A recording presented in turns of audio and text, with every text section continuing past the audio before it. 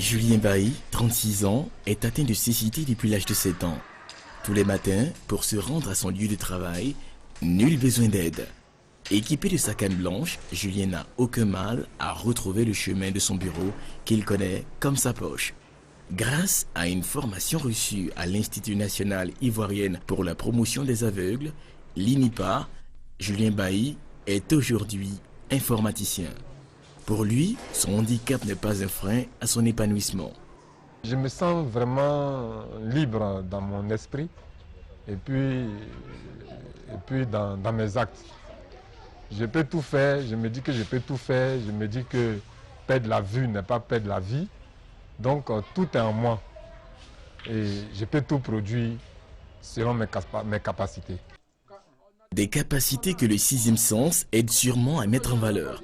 Malgré la volonté de ces handicapés d'exercer un métier, leur insertion socio-professionnelle n'est pas toujours évidente dans une Côte d'Ivoire où les personnes bien portantes sont frappées de plein fouet par le chômage.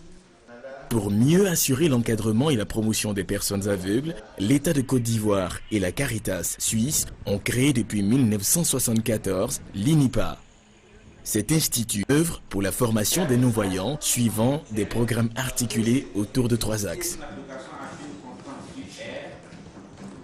En termes d'éducation, on a 3 éléments. Le savoir, ça veut dire ce que nous appelons l'aspect cognitif, la grande connaissance.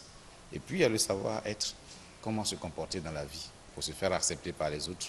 Et puis il y a le savoir-faire. Donc si vous ne savez rien faire, vous ne pouvez pas servir grand-chose à la vie.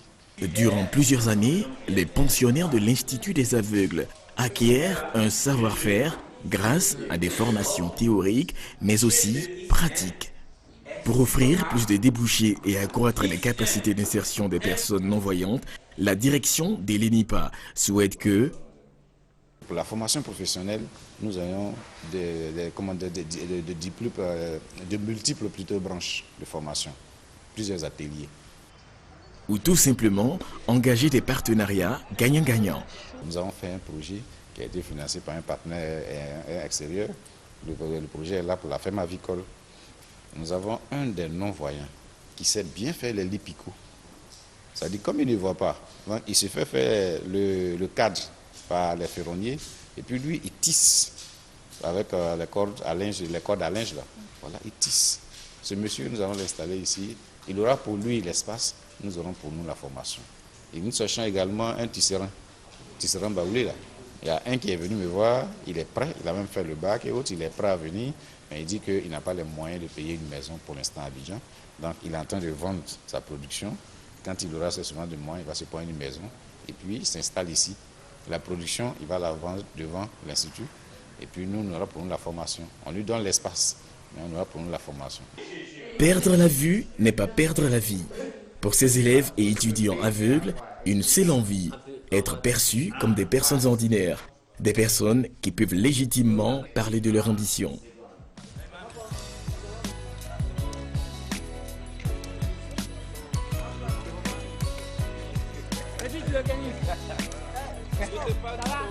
Le journalisme ou les relations internationales dans...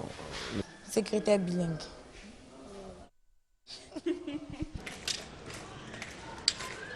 Nous retrouvons Julien, venu rendre visite à M. Kouadio Kouman-Edouard. Cet ancien présentateur de la télévision ivoirienne est aujourd'hui aveugle. C'est le glaucome, une maladie des yeux qui l'a fait passer de la lumière des projecteurs au noir total.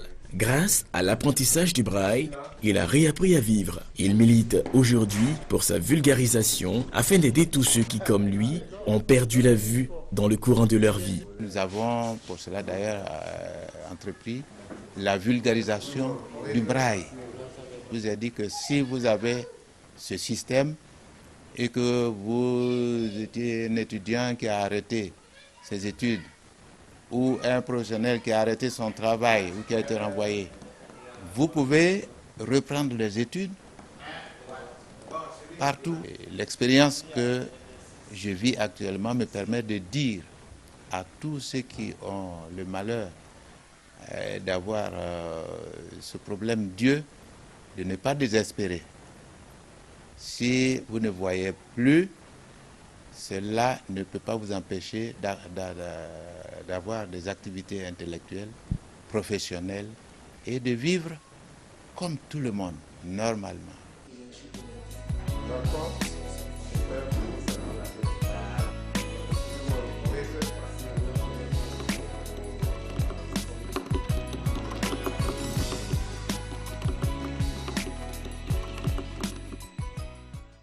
Guy Arnaud Kofi est propriétaire d'une poissonnerie.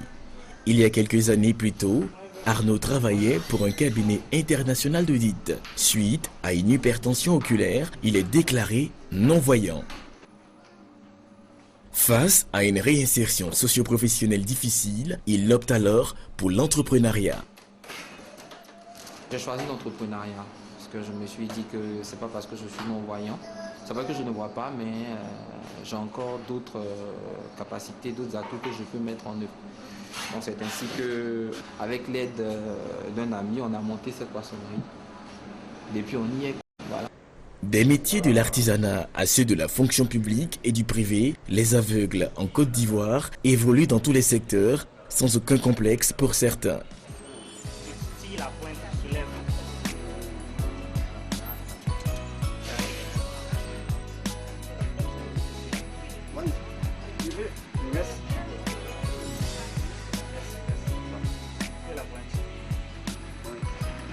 Les clients, franchement, moi je croise beaucoup qui apprécient.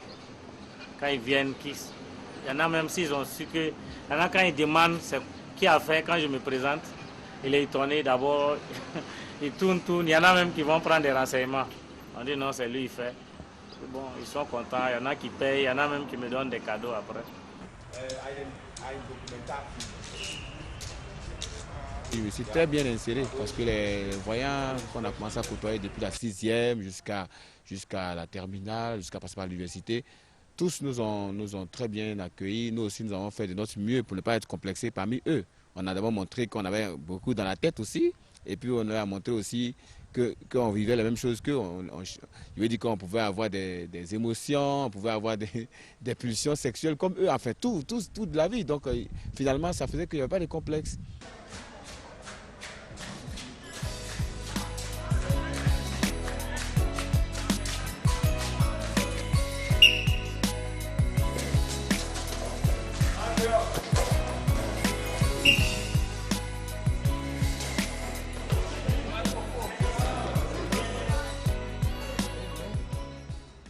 Selon l'Organisation mondiale de la santé, OMS, l'Afrique compte environ 7 millions d'aveugles, dont 120 000 en Côte d'Ivoire. Le chômage touche plus de la moitié de la population en Côte d'Ivoire.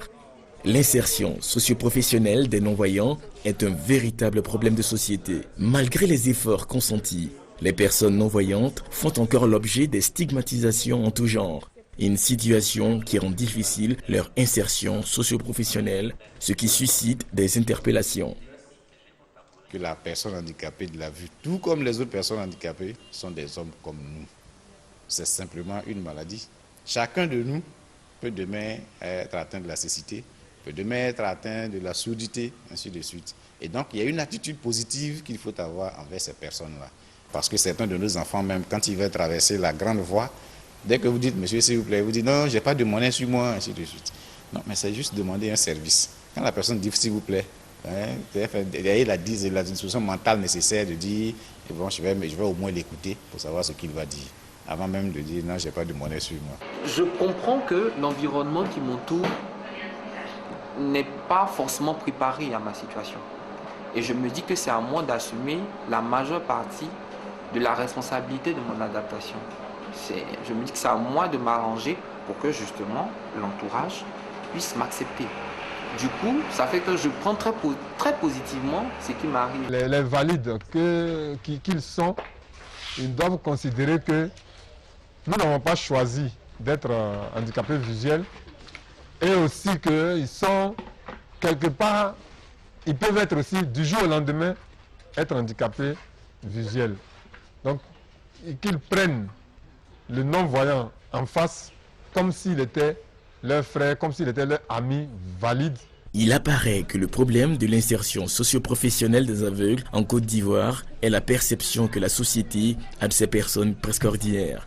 La réussite de leur insertion doit prendre en compte la mise en place d'un fonds d'aide pour la création d'activités génératrices de revenus, la mise en place d'infrastructures pour améliorer leur vécu quotidien et surtout lutter contre leur marginalisation afin qu'ils aient le droit à une vie décente.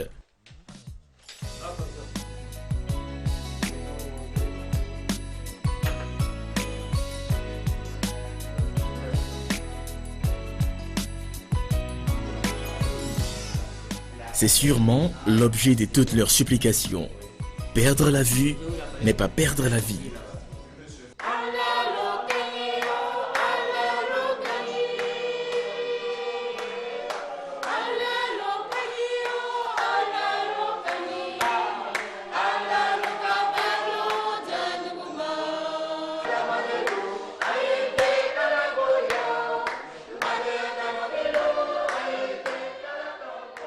Perdre la vue n'est pas perdre la vie. Il y a un proverbe africain qui peut dire ceci: même le poisson qui vit dans l'eau a toujours soif. Pour dire simplement que l'homme est un éternel insatisfait. Nous espérons vous avoir satisfait ce matin, amis téléspectateurs. Retrouvez cette émission sur les www.rti.ci. Par la grâce de Dieu, on se retrouvera demain. Bon carême à tous les musulmans de notre pays. À demain.